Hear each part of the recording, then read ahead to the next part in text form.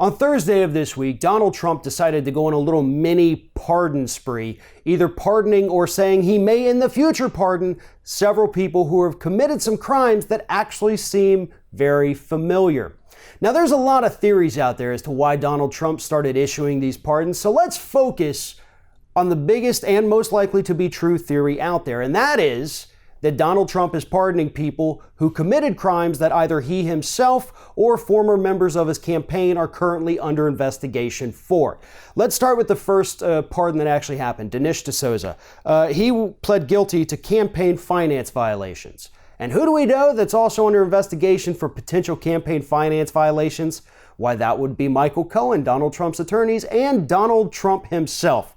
Then you have Rod Blagojevich, who is also a contestant on The Celebrity Apprentice, who was convicted of 18 felony corruption charges after he tried to sell a Senate seat. Now, corruption, that kind of sounds like everybody within the Trump administration, right? And then, of course, you have his saying he may pardon Martha Stewart as well. She was convicted on conspiracy, obstruction of justice, and making false statements to investigators.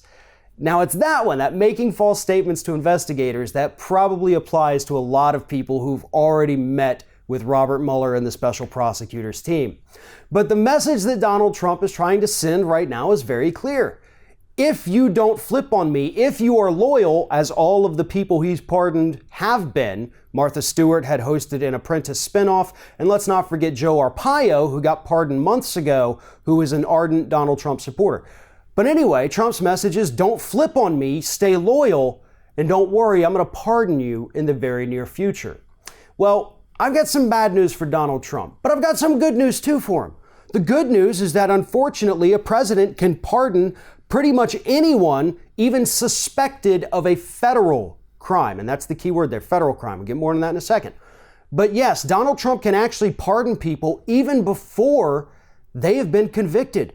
He can pardon people while an investigation is going on, and that ends it.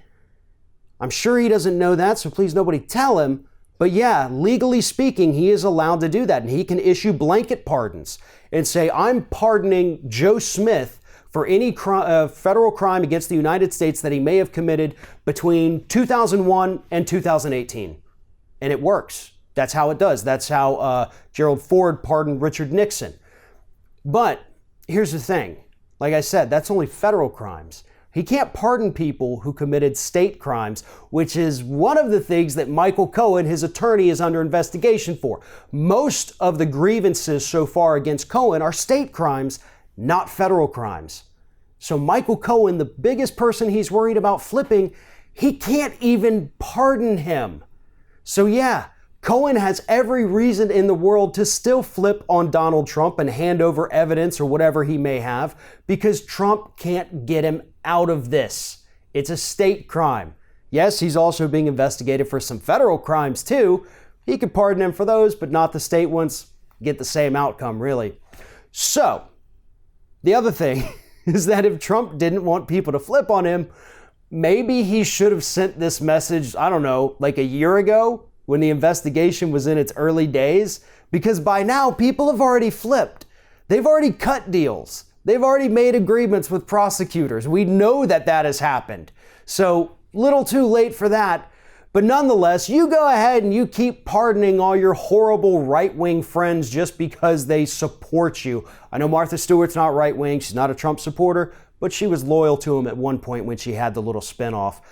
But the bottom line is that Trump thinks he's sending a clear message to people who are being investigated right now, but in reality, he just kind of screwed things up for himself a little bit more because he doesn't fully understand what the president can do, but more importantly, what the president can't do.